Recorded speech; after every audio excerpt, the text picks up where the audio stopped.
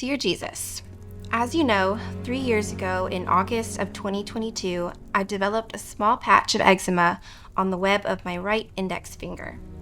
I had no idea it was only the beginning of a 2-year battle that would eventually lead to it spreading over both of my hands and eventually my forearms, neck, and lower face.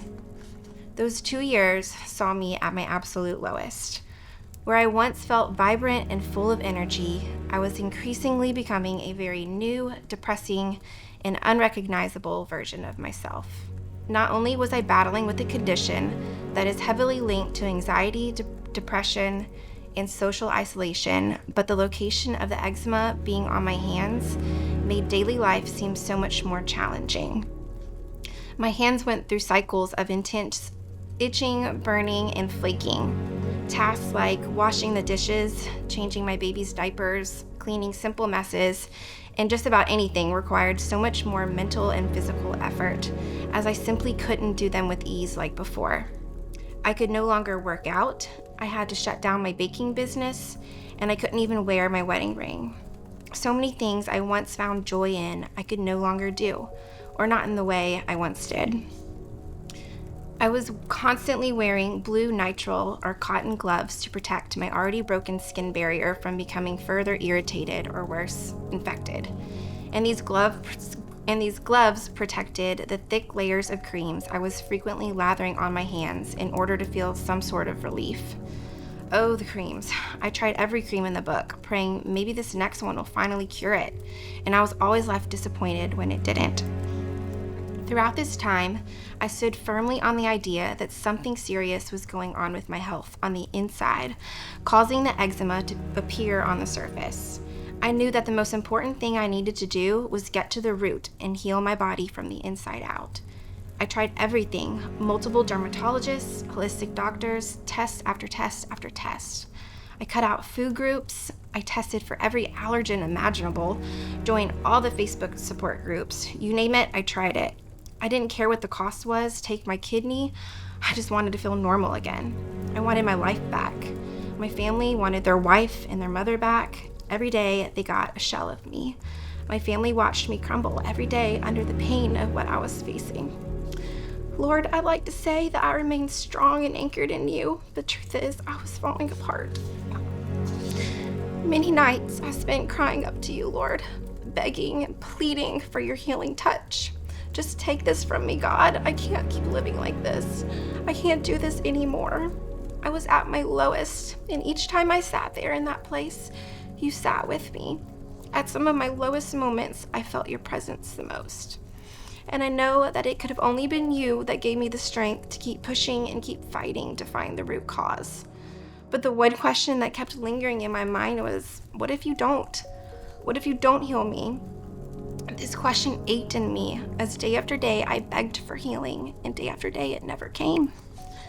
But in the summer of 2024, you opened a door, Lord.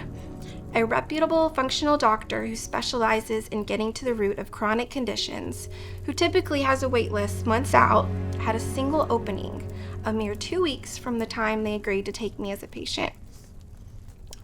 After a little over 2 months with this doctor, many tests, and more waiting, September 12th, 2024, I finally received the message I had been so fervently praying for. They found the root cause. What a feeling that was, Lord. I thanked you like I never thanked you before. Relief, happiness, hope.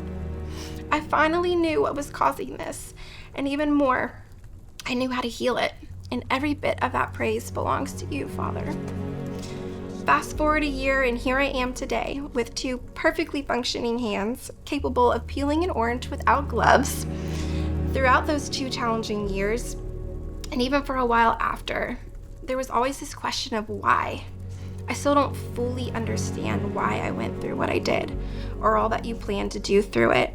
And while I can think of many reasons why I shouldn't have had to go through that, I can think of so many more reasons why I'm really glad I did. Because I've learned that your love, Lord, isn't proven by how quickly you answer, but by how faithfully you stay when you don't.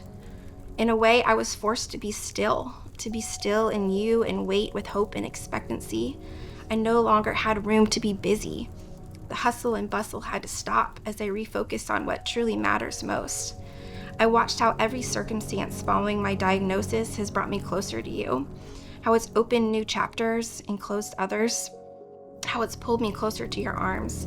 You've shown me through all of this how much more you have for me and how much deeper I can go with you. I've experienced how you've used that pain and suffering to produce in me new fruit.